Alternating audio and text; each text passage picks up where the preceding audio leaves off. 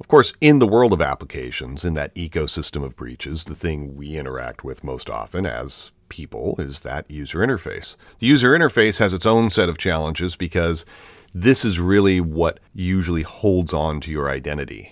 It's the thing that says, "Hi, I'm Michael," whether that UI really is representing me or not. One of the things that as an industry we've been getting better at over time is not having super long-lived tokens, but we do still have super long-lived login sessions. We're not forcing people to re-establish their identity. And that means that those tokens may actually get exposed and could be being used while we're not actually using the user interface. Of course, the application, that UI itself, needs some level of access, whether there's a user represented or not. One of the challenges that I've seen over time here is that we tend to give the application perhaps a little bit more access than it should have, exposing not necessarily personal information, but organizational information that we don't want to. And that can in turn lead to other kinds of exploits and hacking.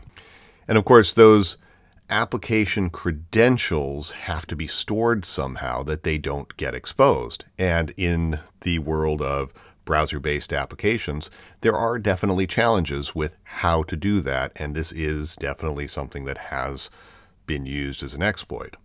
And that brings us to all that code and data that we store out in individual users' browsers.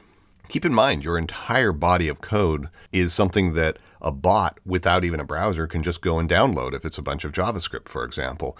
And then those bots can interrogate it and find backdoors or other ways to exploit your code. Of course, the browser itself has its own local database. We use local caching and we use different ways of storing data locally.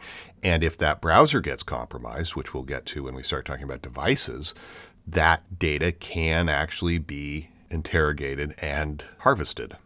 And then finally, when we're developing this code, there are conventions for how we call to the back end. Sometimes we have user experience teams mirror data, maybe not even in the UI, but somewhere in a developer environment that's not associated with the back end.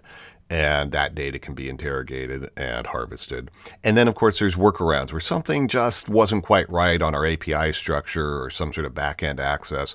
And those workarounds, again, become fragile places. And frequently, when we're looking at how companies got breached, those workarounds have been exploited. We'll be talking about the devices next, which are the things that hold that user interface.